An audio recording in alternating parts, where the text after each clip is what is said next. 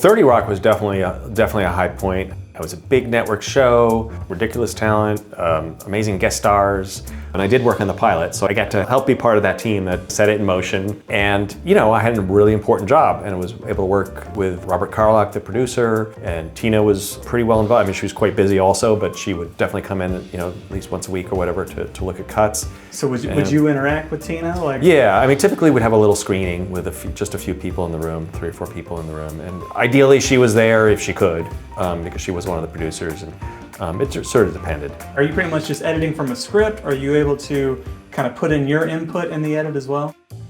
Yeah, I mean, your job as the editor, unless you get a note from set like, oh, this thing bombed or this actor couldn't get this line, you pretty much go by the script. Of course, on a comedy show like 30 Rock, they're improvising, especially at the end of the scene. They almost always will just like keep going.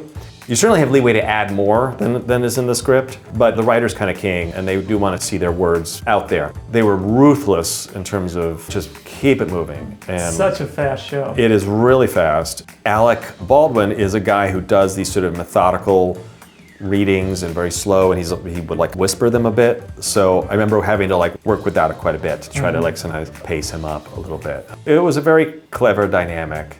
You know, just Tina Fey's character being kind of one of the boys and, you know, being a slob and into, you know, junky food and just, I don't know, there was just something very endearing about that character. I thought you said we were friends. I said we were friendly. Well, I don't like you anymore. But it was unusual in that there was very different kinds of comedy.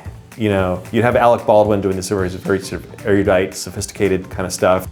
It's after 6. What am I, a farmer? But you have Tracy Morgan doing like goofy stuff. They would write the lines knowing they would sound ridiculous coming out of his mouth.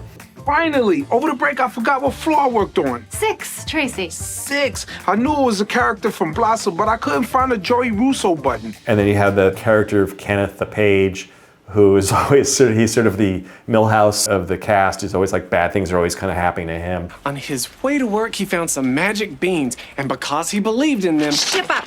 It's a really fun show. I was a big fan of SCTV and SNL growing up, and I think I'm kind of a funny guy, and that's your job as an editor, is to find the funniest take, and if there isn't one, figure out a way in the editing that maybe it could be funny.